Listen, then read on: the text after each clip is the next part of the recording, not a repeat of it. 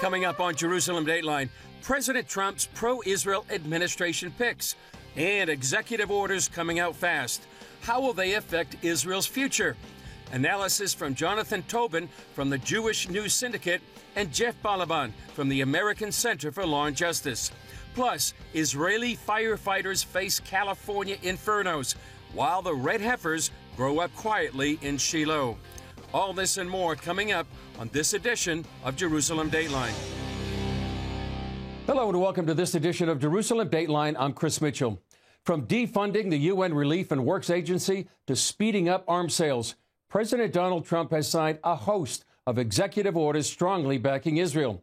The president's foreign policy picks are also voicing their support for Israel's right to defend itself. Trump's executive orders affecting Israel include revoking sanctions imposed by the Biden administration on a number of Israeli citizens in Judea and Samaria, restoring sanctions on the International Criminal Court, defunding UNRWA, authorizing deportation of visa holders involved in pro-Hamas protests, and lifting restrictions on arms sales to Israel, including the supply of 2,000-pound bombs. In his first hours in office, Trump questioned whether the days-old ceasefire between Hamas and Israel will last. Oh, he has very good reason to be skeptical. This ceasefire hostage deal is almost certain to, at some point, collapse. Jonathan Tobin of JNS.org told CBN's Gary Lane that while Trump's picks for his foreign policy team are pro-Israel, the deal undermines Israel's goal of defeating Hamas. But Donald Trump, on the one hand, his administration, says they're against Hamas. They want to help Israel get rid of Hamas. But it is contradictory because this deal more or less guarantees that Hamas will take back control of most of Gaza because Israel is being forced to withdraw. It's as simple as that. The Senate has already confirmed Marco Rubio as Secretary of State, who said Hamas can't remain in power in Gaza. In the context of On Tuesday, Elise Stefanik, Trump's pick for ambassador to the UN, testified at her confirmation hearing. Stefanik is well known for grilling university presidents who tolerated anti-Semitism on their campuses. She spoke out against funding for UNRWA. We should never tolerate any U.S. taxpayer funds going towards terrorism. As in my question with the ranking member, Shaheen, I was one of the members that voted to defund UNRWA. I was one of the leaders in standing for that important appropriations vote, which there is a bipartisan consensus. Stefanik also sees Judea and Samaria, also known as the West Bank, through a biblical lens. This is the Israeli Finance Minister Smotrich and the former National Security Minister Ben-Gvir, who believe that Israel has a biblical right to the entire West Bank. And in that conversation, you told me that, yes, you shared that view. Is that your view today? Yes. With a ceasefire underway in Gaza, IDF Chief of Staff Halevi announced his resignation, citing his responsibility for the military's failure on October 7th. The head of the IDF Southern Command also stepped down, and it's expected more IDF leadership will leave their post in the near future. Meanwhile, violence continues against Israeli citizens. Tuesday in Tel Aviv, a U.S. green card holder in the country for just 3 days stabbed 4 Israelis. Many Israelis are concerned the hundreds of Palestinian prisoners to be released in the hostage deal will lead to a dramatic increase in terror attacks. Here's more of the interview with Jonathan Tobin, who spoke with Gary Lane on his CBN News program, The Global Lane. As editor-in-chief of the Jewish News Syndicate, Tobin has a unique perspective on the ceasefire deal and the decisions coming out of Washington. Monday in the Oval Office, the president was asked about the ceasefire. He projected a hands-off attitude, saying it's not America's war. So just how involved do you expect his administration and Secretary of State Marco Rubio to be in ending the war and ensuring Israel is supported by the United States? What difference do you expect over the Biden administration? Well, I am hopeful, and I think there's every reason to be hopeful, that Trump and Secretary of State Rubio will not be looking to second-guess, to hamstring, and to stop Israel from doing what it needs to do to defend itself. That's what Biden did. I mean, he always talked out of both sides of his mouth about the war on Hamas, as did the rest of his foreign policy team. I don't think we're going to get that from Trump. Clearly the opposite.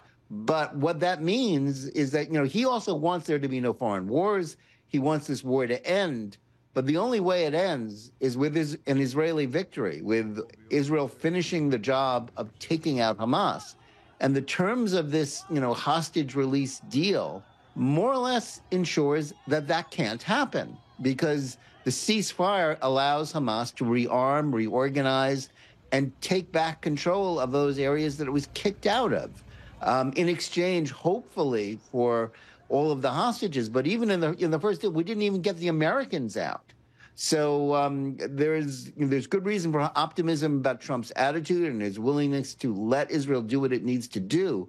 But with this deal, Israel's been made weaker, and it will resume the war at some point, almost certainly, because Hamas is bound to violate and not make good on the second and third phases of the deal. And the price for this deal will be paid not only in the release of hundreds of murderers and convicted terrorists, which is shocking and terrible, but also in the lives of Israeli soldiers and Palestinians who will be killed when the war inevitably resumes, because that's the only way that Hamas will be destroyed. Allowing it to stand means Hamas survives and wins, and that dooms the Middle East to repeat the cycle in which Hamas vows to create more October 7th atrocities, and Israel must defend itself. And what about its sponsor, Iran? I mean, Russian President Putin recently entered an agreement to provide Iran with advanced weaponry, new air defense systems. So is now the time for Israel to make a move against the Islamic Republic's nuclear assets before those new systems are delivered? Well, Iran is the head of the snake. Iran, which was strengthened by Joe Biden's appeasement and his sending of money and relaxation of sanctions, they created this seven-front war on Israel that began on October 7th, 2023. Israel needs to address that. The United States needs to address that. And again, this will be a test for President Trump and his foreign policy team. They don't want to get into a war with Iran. Americans rightly don't want more foreign misadventures. But Israel may have to do something about that. And the hope is, and I think it's a reasonable hope, is that the United States will support Israel in that, give it the green light, back it up, give it the weapons it needs if it doesn't have them now. Let's hope that's the way we're heading, and not towards an effort to sort of allow this ceasefire to stand, forever, so as to enable Hamas to continue to survive and win. And that's a win for Iran. That shouldn't happen. Okay, we'll see what happens with the new administration. Jonathan Tobin, JNS Editor-in-Chief. Thank you, Jonathan, for sharing your insights. We appreciate you. Thank you. Coming up, winds of change in Washington. What do they mean for Israel?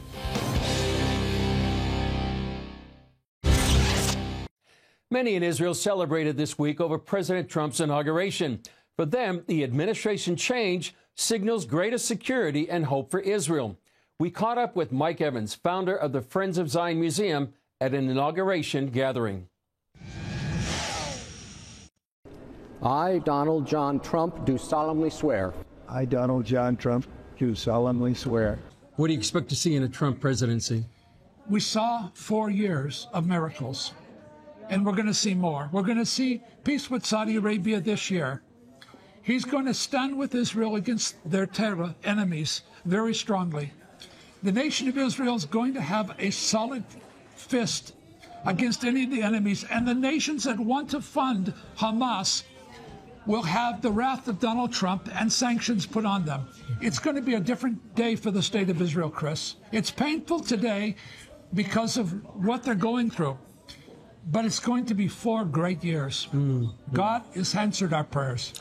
You were part of an evangelical group that supported him during his first administration. Do you see that kind of support this administration as well? 100%. You think about it. I just talked with Mike Huckabee. Mike Huckabee supports sovereignty, Judea and Samaria. Donald Trump chosen. Marco Rubio came to the gala I hosted. Secretary of State. This is even a stronger team than last time. 100%. The Secretary of Defense, Pete, has been here. Strong believer. 100%. Israel is going to do fantastic. By the end of the Trump, we're going to see a new Israel. And what are Israelis looking for right now? Well, what they're experiencing, Chris, for the first time in over 470 days is hope. You can see it on their faces. They believe the hostages were freed because of Donald Trump. And they see hope with Donald Trump and his presidency. They know what he did for them for 4 years, and they believe he's going to do more. So there's hope tonight. There's hope. Jeff Ballabon, you were there the other night at the Friends of Zion Museum, the event. What was that like? It was terrific. First of all, it was great to see all my friends at CBN there.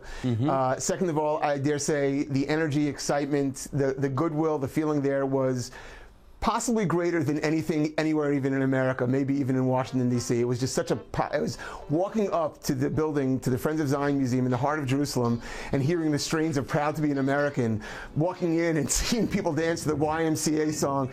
The whole thing was wonderful. But mostly, you know, it was a tough day, right? It was the hostage day where there was a lot of pain and a lot of joy.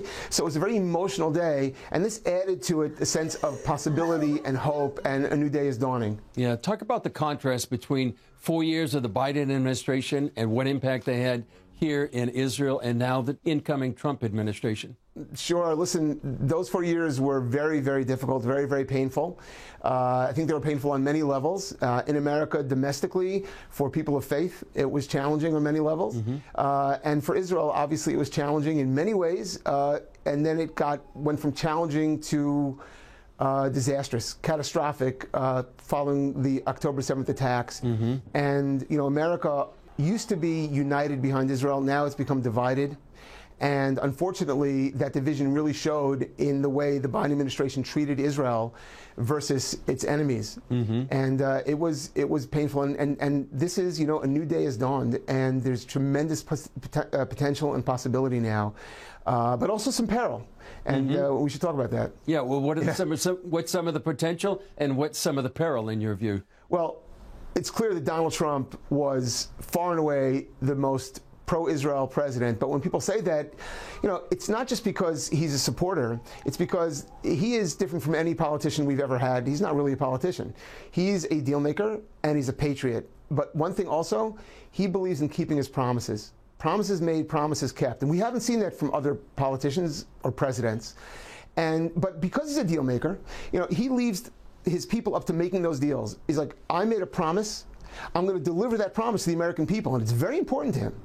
But the details, other people work out. And so the great promise for Israel and for America is that Trump will keep his promises, and those promises are, thank God, very, very positive. And he has a clear mandate from a huge number of Americans, you know, including the popular vote. Yeah.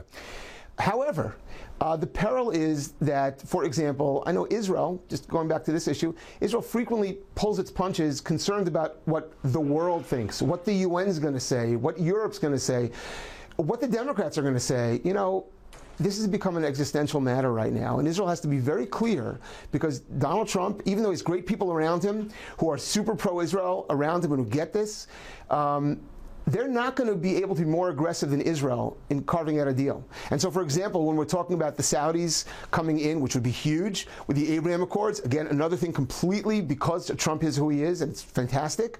Well, the Saudis are very clever, and they're going to make certain demands. Israel has to be strong and aggressive and take as much as it can now, because that deal is going to set the tone for the future. Talk about a couple of other areas. Mike Evans mentioned it, the possibility of sovereignty over Judea and Samaria. And one thing he did mention was Iran. What do you think may happen with Israel and the U.S. now on the same side, at least philosophically, about Iran? Yeah, well, Iran, many believe, and I think the president believes, Iran tried to take out the president. I mean, there's a belief that Iran tried to assassinate President Trump. Certainly, Iran is an enemy of the United States. And the Biden administration, like the Obama-Biden administration, the Biden-Harris administration, they didn't understand that at all. On the contrary, they kept on trying to make nice to Iran. They funded up Iran. I mean, billions and billions of dollars, which Iran took and used to start blowing up Jews, really start funding up Hamas and Hezbollah and start killing us. So this war, I believe, and many believe, and Donald Trump believes, never would have happened had it not been for the way Joe Biden treated Iran. Well, he's not going to treat Iran the same way. Let's hope there's regime change. Let's hope that Israel leads the way. Israel already has, but that America is not shy about. I'm not talking about a shooting war. I think that it can be encouraged for it to topple. Israel's already demonstrated phenomenally, massively, even while it was under Biden, who put tremendous limitations on them.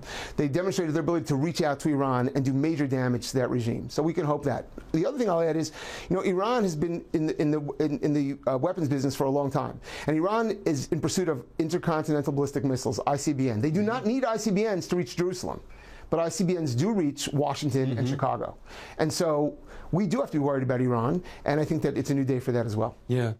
Final question. A lot of people believe that President Trump is now president because of prayer. You're a man of faith. Going forward, how would you encourage people to be praying? Well, I would say that we continue to pray for his success and for wisdom for all the world's leaders. We say, Jews say that the hearts of leaders are in the hands of God, and that everyone's hearts, but specifically leaders, when they're given this much influence and this much power over the affairs of men, so there's that much more guidance that God gives them. And so we pray for that guidance. And let's also pray for the wisdom of people, that the leaders of Israel understand that this is a tremendous moment for them, that the leaders across America, not just the president, understand that this is a moment. And also I would say, because you said many people believe that Donald Trump got in because of prayer. Well, then, if that's what you were praying for, keep on praying, because God, it's really working, thank God. Yeah. Great point. Jeff Ballabon, thanks for joining us. Thanks. Up next, fighting California fires together. Israeli firefighters alongside their U.S. counterparts. A tangible sign of the U.S.-Israel friendship is on display in Southern California, with the help of a special team of Israeli firefighters. As the wildfires started tearing through the city, the Israeli consulate in Los Angeles spearheaded an effort to bring in their experts. CBN's Paul Petit has the story. Some 14,000 firefighters have teamed up to help combat what could be the costliest natural disaster in U.S. history. They include a team from Israel. We drove in those neighborhoods. There's nothing there. This team of 13 firefighters see their contribution as a way to give back. You guys are always stood and stand next to Israel, behind Israel, and now it's the time for Israel to come and stand behind the United States. Lashea Moore is Israel's operation officer. After touring the damage, she compared it to Gaza and hopes her team can share best practices to ensure a fire of this magnitude never happens again. And I look at it and I said, oh my God, we must stop it. We must do everything to come, to support and to help you, because we cannot let it go like this. We must save our places, our home, our land. This group is not just firefighters, they're fire experts. Dr. Shay Levy wrote a book on wildfires and researches embers. Sometimes you're with the crews, the fire crews, and you can't see it because of the smoke, and you focus on the fire, and suddenly the fire starts in another area. The relationship between California and Israel firefighters began in 2010, when then California Governor Arnold Schwarzenegger sent a contingency of California firefighters to Israel to help battle the Carmel fires there. And we're talking to them and learning how that they manage incidents over there, and we're embedding them, and it's a learning process. All of us can learn from each other as we have different dynamics and incidents in what we do. It just so happens the fires broke out January 7th, exactly 15 months after Hamas attacked Israel. Somehow, both events are now serving to bring these two allies closer together.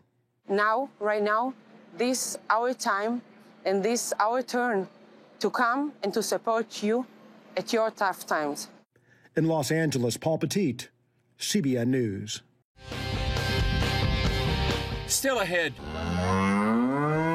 well-tended red heifers in Shiloh and the role one of them will play in the fulfillment of biblical prophecy. In September 2022, the arrival of 5 red heifers in Israel caught the world's attention. Now, more than 2 years later, those cows are being cared for in ancient Shiloh, and they continue to attract international visitors. Here's the story. Here in Shiloh, first time after 2,000 years, we have real kosher red heifers, which is really exciting. Mariah Shapira is the manager of the visitor center at ancient Shiloh and explains why the red heifers are so important. In the Bible, it says when a person wants to enter the temple, which is called the house of life, he has to go through a process using ashes of the red heifer, meaning that the red heifers are actually the key to the temple. Shapira says that process is for purification, to cleanse someone from death. So a person that got in contact with death, either in a funeral or in a hospital, and he wants to enter the temple, which is called the house of life, full of the presence of God, has to go through this process. And the process is the priest used to take the ashes of the red heifer, mix it with water that comes from a spring, life water. He's actually taking the source of death, mixing it with source of life, and these together become the purifying water. Jewish tradition maintains that the red heifer ashes are needed to rebuild the third temple. Some Christians believe a third temple would pave the way for the end times. Even Hamas reportedly blamed the red heifers in part for their invasion on October 7th, because the Al-Aqsa Mosque would be in danger if the heifers were used to build the third temple. The animals are also mentioned in the book of Numbers, chapter 19. Then the Lord spoke to Moses and Aaron, saying, "This is the statute of the law which the Lord has commanded, saying, Speak to the sons of Israel, that they bring you an unblemished red heifer, in which there is no defect, and on which a yoke has never been mounted. And you shall give it to Eleazar the priest, and it shall be brought outside the camp and be slaughtered in his presence." To be selected, these qualifications must be met. Be an adult cow with reddish-brown hair, no hairs of a different color, no blemishes, and never used for any other purpose. These are the 5 red heifers out here in Shiloh. 2 have already been disqualified, but you only need 1 to qualify for the ceremony for the purification for the temple. Here you go, ladies. My next point is to try to find a farmer who can make hay, which is, the flowers and the leaves and everything stay on them. That way it's better for the cows. Larry Barnschwager, a farmer from northern Indiana, takes care of them. It's just a lot of fun to be involved in something that I see God is doing behind the scenes. He says what he's experienced since arriving here is remarkable. While I've been standing here at Shiloh, every continent, countries I'd never heard of before, were here to see the red heifers. There's something happening in Shiloh. And Barnschwager believes it's biblically significant. Ideas are becoming a reality. In other words, the idea of a red heifer has been in the Jewish understanding for over a couple thousand years.